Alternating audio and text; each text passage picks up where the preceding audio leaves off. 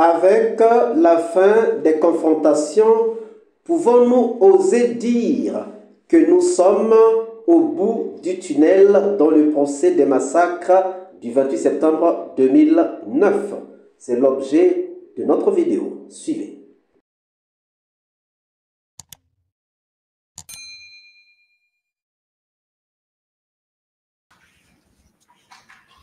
Le tribunal renvoie cette affaire au 13 mai 2024 pour les plaidoiries et les réquisitions du ministère public. L'audience est levée. Bonjour, bonsoir, cela dépend de l'heure à laquelle vous regardez cette vidéo. Bienvenue si vous nous découvrez pour une première fois. Sommes-nous déjà au bout du tunnel dans le procès des massacres du 28 septembre 2009? Puisque nous avons entendu le président annoncer la phase des plaidoiries. Avec les plaidoiries que nous entamons, pouvons-nous dire que nous sommes au bout du tunnel? C'est l'une des questions que vous avez été nombreux à poser et que nous avons voulu traiter. En réalité, les plaidoiries devraient annoncer la fin bientôt du procès. En réalité, les plaidoiries devraient annoncer l'étape du jugement qui suivra, selon donc le déroulement d'une procédure pénale. En réalité, 2 mois ou 3 mois et demi pourraient suffire pour aboutir au jugement lorsque nous partons déjà à partir des plaidoiries. Donc, en temps normal, lorsqu'arrivent les plaidoiries, on peut commencer à sentir l'odeur de la fin du procès. On peut se dire qu'on est au bout du chemin, ou bien qu'on est en train de voir le bout du tunnel. Cependant, dans le procès des massacres du 28 septembre 2009, les plaidoiries ne semblent pas annoncer la fin du procès dans les tout prochains jours. Et pour cela, nous avons 5 arguments. 5 arguments qui ne nous laissent pas croire que nous sommes au bout du tunnel. Argument numéro 1. Il y a toujours la possibilité de boycott de la part de la défense. Vous avez suivi la réaction de Maître Jokami que nous avons commentée sur le déroulement des confrontations. Vous avez remarqué la tiédeur avec laquelle les avocats de la défense ont passé les confrontations. Il est clair que la défense n'est pas du tout à l'aise avec la façon de faire du parquet ou encore du tribunal et nous soupçonnons que la défense peut toutefois chercher un prétexte. Ce n'est pas à exclure. Deuxième argument. Il y a beaucoup de personnes citées comme potentiels témoins qui n'ont pas comparu. Ne trouvez-vous pas bizarre que le directeur du stade n'ait pas été appelé devant la barre sur l'effacement des traces au stade? Ne pensez-vous pas que c'est bizarre que la directrice de l'hôpital Donka n'ait pas été appelée à comparaître dans ce procès des massacres du 28 septembre 2009, même comme témoin? Ne pensez-vous pas qu'il est quand même absurde que le commandant du train militaire qui avait affecté des chauffeurs pour aller au stade n'ait pas été invité à témoigner? Ne trouvez-vous pas bizarre que les chauffeurs qui ont transporté les corps du stade jusqu'au morgue ou encore au camp n'aient pas été appelés à venir témoigner à la barre? Ne pensez-vous pas que c'est absurde que le général Teya, cité dans la gestion des corps, n'ait pas été invité? Ne pensez-vous pas que c'est quand même flou que le colonel Fontamadi Touré, qui aurait coordonné les assassinats au stade, n'ait pas été invité à témoigner?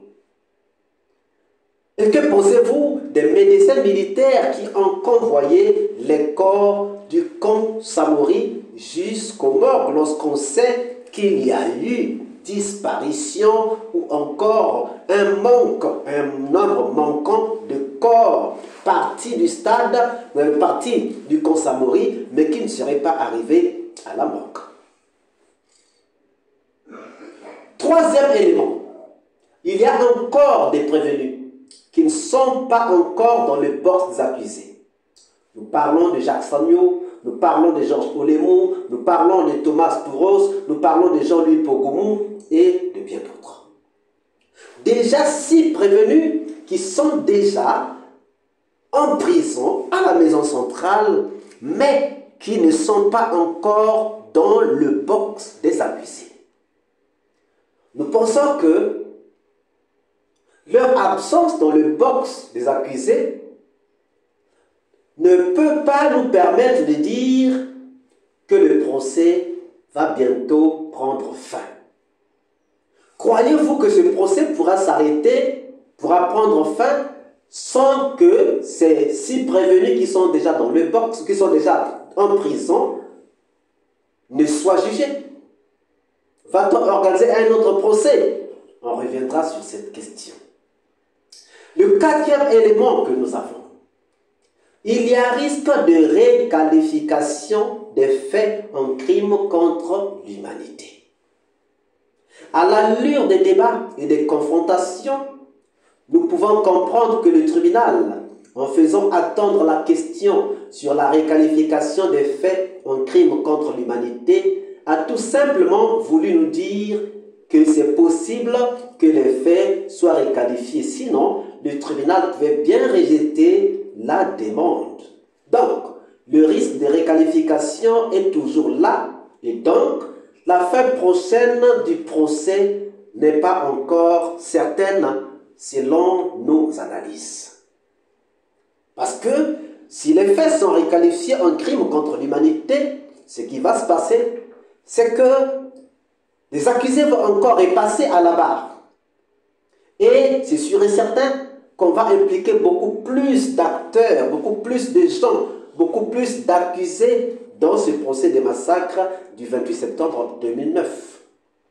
Donc, ça, ce fait ne nous permet pas de dire que la fin du procès est pour bientôt.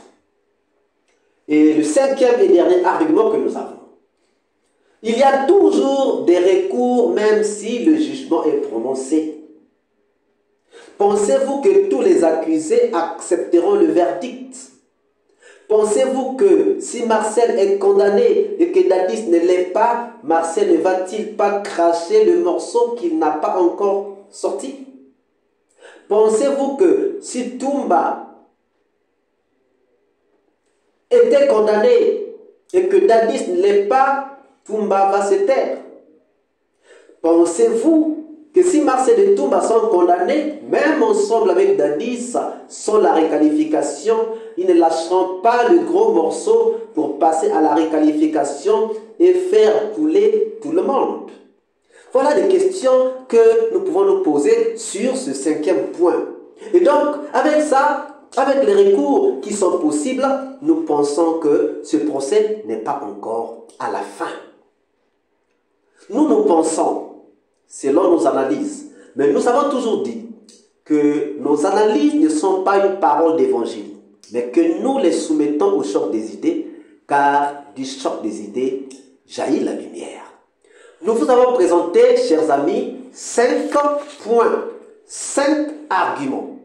Le premier argument, c'est la possibilité de boycott de la défense. Le deuxième argument, c'est l'absence des gens cités qui n'ont pas été donc appelés à témoigner. Troisième argument, des prévenus qui sont déjà en prison mais qui ne sont pas passés à la barre. Quatrième argument, le risque de réqualification. Et cinquième argument, la possibilité des recours après le prononcé donc du verdict. Alors, chers amis, nous, chez Solène Afrique, nous disons que nous ne sommes pas encore au bout du tunnel. Que pensez-vous? Pensez-vous que avec les plaidoiries, nous pouvons déjà voir le bout du tunnel? C'est la question que nous vous laissons et dont nous attendons vos réponses dans les commentaires. Si cette vidéo vous a plu, ne manquez pas de laisser vos pouces bleus, de commenter et de partager. Et si vous n'êtes pas encore abonné, c'est le moment de vous abonner et surtout de ne pas manquer d'activer la cloche de notification afin d'être averti à temps réel de toutes nos prochaines publications. Quant à moi, je vous dis à très bientôt pour une nouvelle capsule. Ciao!